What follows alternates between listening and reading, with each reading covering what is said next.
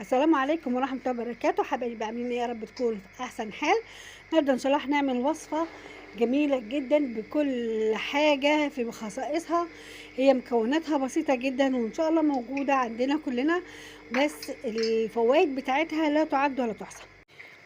قبل ما نبدأ ان شاء الله، لو عجبك الفيديو يا ريت تعملي لايك وشير واشتراك في القناة وفعلي زر الجرس عشان يوصلك مني كل جديد.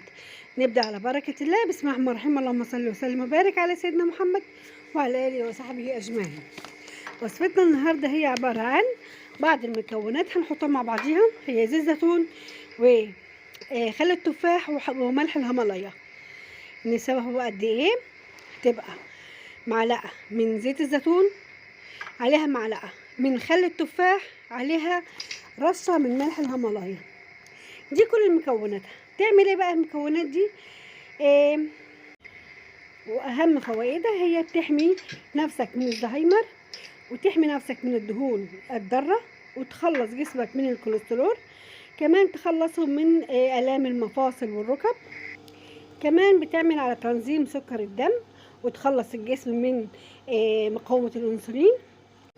كمان جسمك يكون قادر على امتصاص الفيتامينات والمعادن، وبشرتك تبقى شباب ونضرة، تقوي الأظافر وتحسن الهضم وتحافظ على رطوبة الجسم، تحرق دهون أكتر فينزل الوزن، كمان تدي للجسم طاقة ونشاط طول اليوم.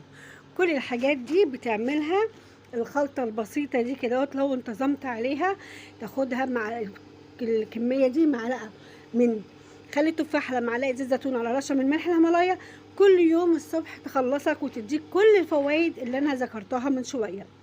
لو عجبك الفيديو ما تنسيش تعملي لي لايك وشير واشتركي في القناة وفعلي زر الجرس عشان يوصلك مني كل جديد. ده كده كان كل موضوعنا النهاردة. يا رب يكون استفدت ولو بحاجة بسيطة. شكرا على المتابعة والسلام عليكم ورحمة الله وبركاته. في امان الله.